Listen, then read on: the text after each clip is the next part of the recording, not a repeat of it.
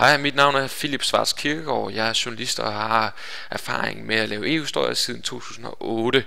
Jeg vil gerne guide dig til, hvordan du kan lave nogle historier, hvor du tager udgangspunkt i Europaparlamentets udvalg.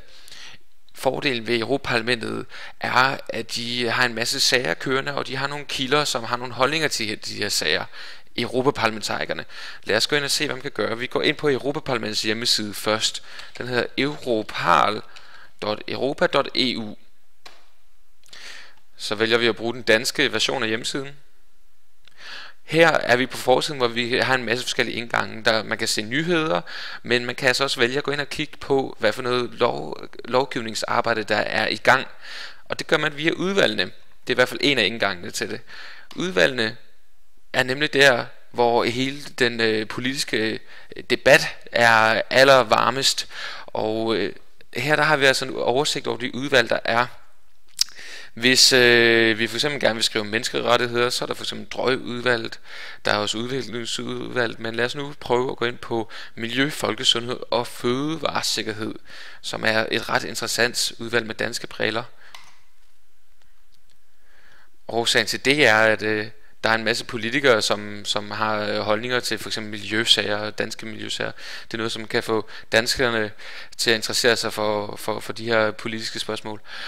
Lad os så kigge på, hvad man kan finde inde i selve udvalget. Der er forskellige muligheder. For eksempel medlemmer, skal man gå ind og kigge på, hvilke danske medlemmer der for eksempel er.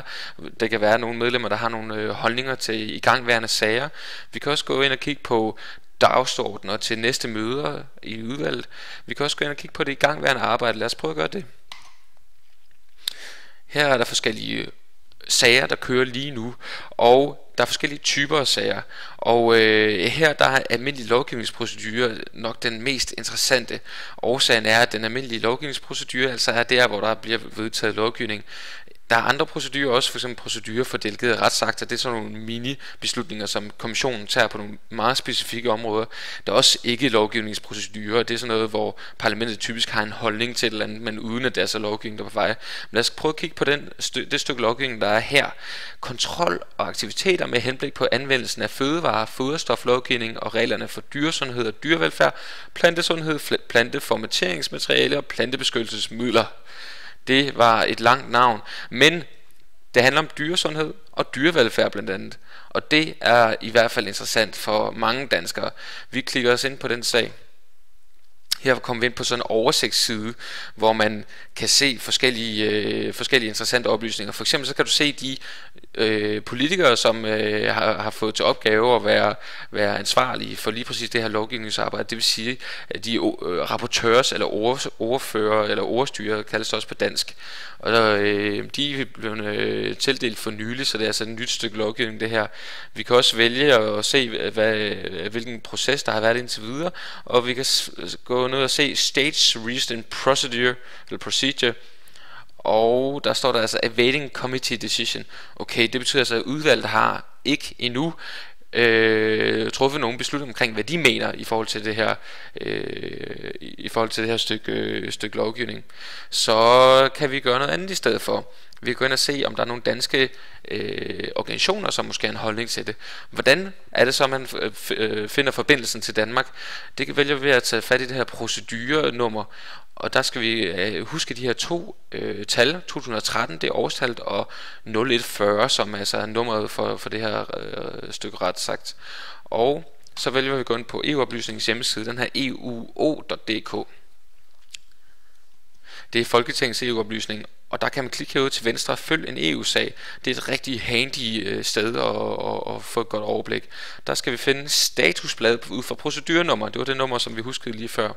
Så vælger vi serie COD, det var det, der stod der, hvor vi kiggede før, COD. Så vælger vi året 2013, og det var 0140, vi skal huske på. 0140, start søgning. Så finder vi den her, det var dejligt. Godt, hvad kan vi se her? Vi kan blandt andet se, at forslaget er modtaget i Folketinget i dansk sprogudgave den 13. maj 2013. Det er altså for nyligt. Der er så en proces i gang lige nu, Lissabontraktatens protokol nummer 2, som bliver kaldt nærhedstjekket.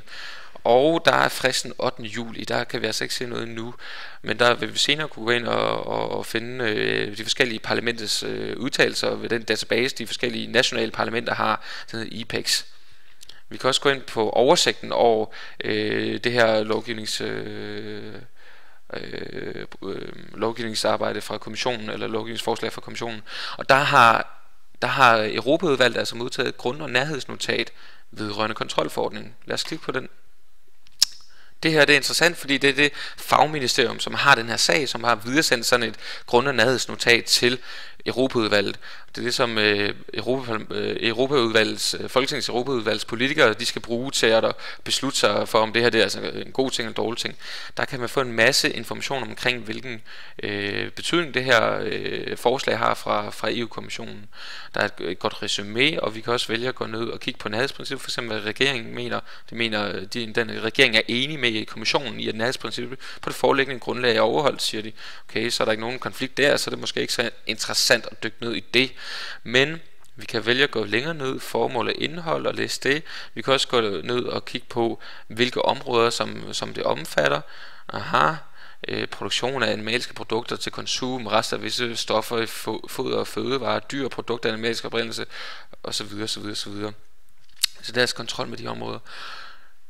Så kan vi også vælge at gå lidt længere ned, fordi at der er jo forskellige afsnit i sådan et notat, og hvis vi vælger at gå herned, så kan vi se, hvad gældende dansk ret er, og hvad der skal implementeres i Danmark efterfølgende, når det her forslag bliver vedtaget i EU-systemet.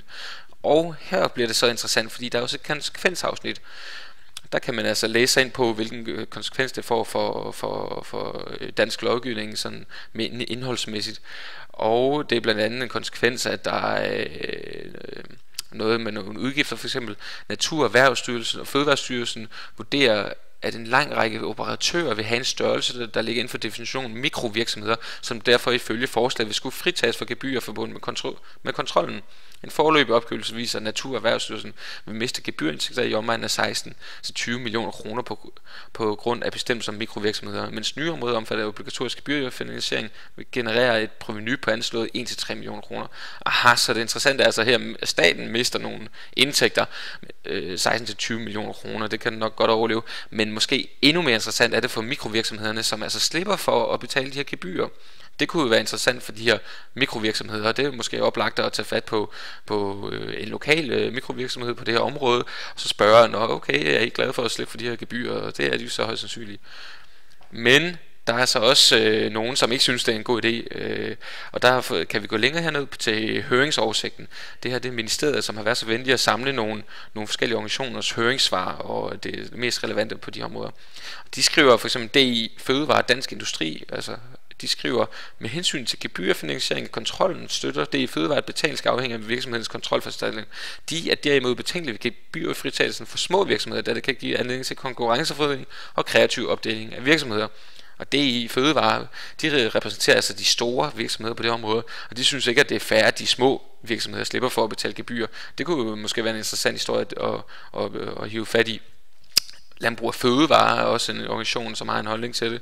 De støtter som udgangspunkt modernisering, men de er så betænkelige på nogle områder. Samme gælder Dansk Erhverv, de samvirkende købmænd og danske slagtermester. Og her er der så en anden gruppe af organisationer, der kan være interessante, i hvert fald for måske den almindelige danske synspunkt. Det er Dyrenes Beskyttelse, det er Dyreetiske Råd. Og det kan jo være lidt interessant, fordi der er en del danskere, der går op i dyrevelfærd. Hvad mener Dyrenes Beskyttelse? Så de siger, at de er betænkelige ved det store antal bemyndigelser til kommissionen, som indebærer en risiko for forringelser i forhold til gældende regler. Det skal derfor sikres, at alle interessenter inddrages ved udarbejdelsen af disse delegerede retsakter. Hvad betyder dette? Delegerede retsakter er en mulighed for EU-kommissionen til at træffe nogle beslutninger, som de selv kan træffe. De kan godt nok blive omstødt af EU-parlamentet eller EU-kommissionen, men det er altså nogen, som kommissionen har magt over. Og der er det så, at Dyrenes Beskyttelse siger, de åbenbart er bekymret for, at om EU-kommissionen måske er mere venligt stillet over for industrien, end de er over for dyrene på det her område. Så der vil Dyrenes Beskyttelse altså gerne sikre sig, at de får en ordentlig behandling. Og der kunne man jo så ringe til Dyrenes Beskyttelse og spørge dem om, hvorfor er I bange for, at EU-kommissionen skulle være særlig venligt stemt over for industrien, i stedet for over for dyrevelfærden. Og det kan man så spørge ind til, om de har en historik på det område, hvor de kan se, at kommissionen tidligere har opført sig modstrid med dyrevelfærd og så videre. Så det er altså nogle muligheder, som man kan gå ned og kigge på. Man kan også kigge på regeringens foreløbige generelle holdning, og der kan man jo finde måske nogle konflikter i forhold til andre lande, eller i hvert fald som kan blive konflikter i forhold til andre lande. Og man kan jo også senere i processen, så kan man se det her område, generelle forventninger til andre landes holdninger. Der kan man så se, hvad man mener fra regeringens side, at andre lande de vil have holdninger til det her område. Og der kan man jo også måske finde nogle konflikthistorier. Men ellers generelt, så kan man bruge det her til at ringe en EU-parlamentariker op, eller en lokal case op, og få deres holdning til det her område. Men der er også mange andre muligheder, og det er bare at bruge de forskellige institutionshjemmesider, der er. Tak for at du lyttede med.